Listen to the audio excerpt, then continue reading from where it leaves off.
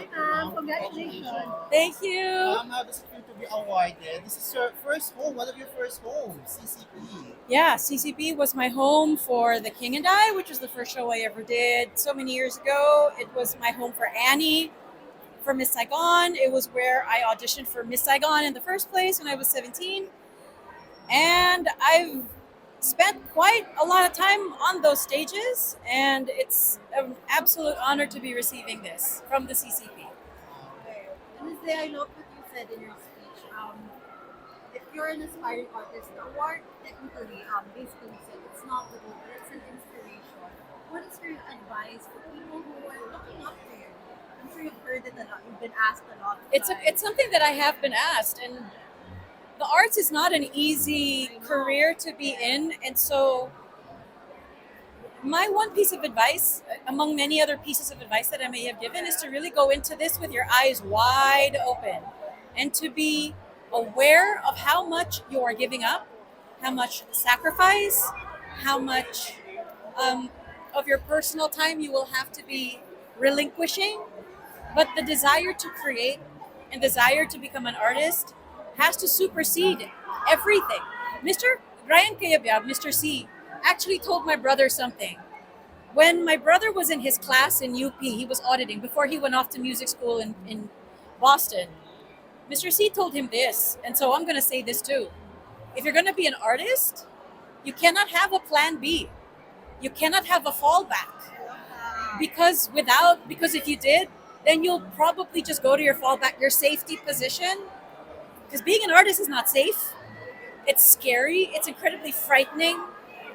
So it's something that you really better think about long and hard before fully committing to this.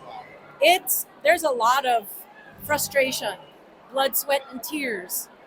There is so much that you will be giving up of yourself. But at the same time, the rewards are great. I'm not saying financial, but the being able to create and having the privilege to create. It's it's incredible. It's a vocation. So I would actually dissuade people actively from getting into an arts career if you don't have the talent, if you don't have the drive, if you don't have the ambition, if you don't have the persistence, if you don't have the discipline. If you don't have any of that, get out, do something else. Ma'am, what after this award, what are your thoughts on the people pushing you to be the next national artist? Don't think, nah, no, no, no, no, no, no. No. There are folks who are far more deserving and whose national artist awards are long overdue. I would love to see somebody like Dolphy, for example, get his, because we have to judge him as an artist for his body of work, and he has contributed so much. Even the movies where he's cross-dressing, it lends so much tolerance and so much acceptance for the LGBT community. Even if that was not his intention at the time, that was an effect, an after effect that I don't think he could have foreseen. But that's just an example of why I think he should be heralded first.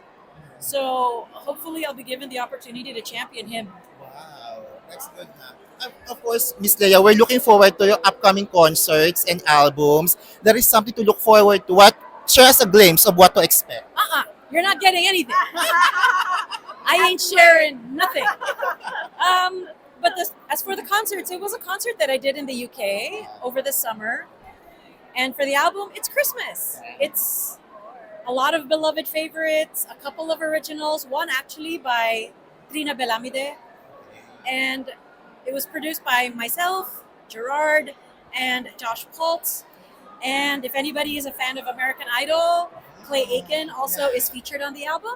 So it's something I've really been looking forward to releasing because we started recording this 4 years ago before the lockdowns. So I'm so happy that we finally are able to let people hear it. Thank you, Miss Leia.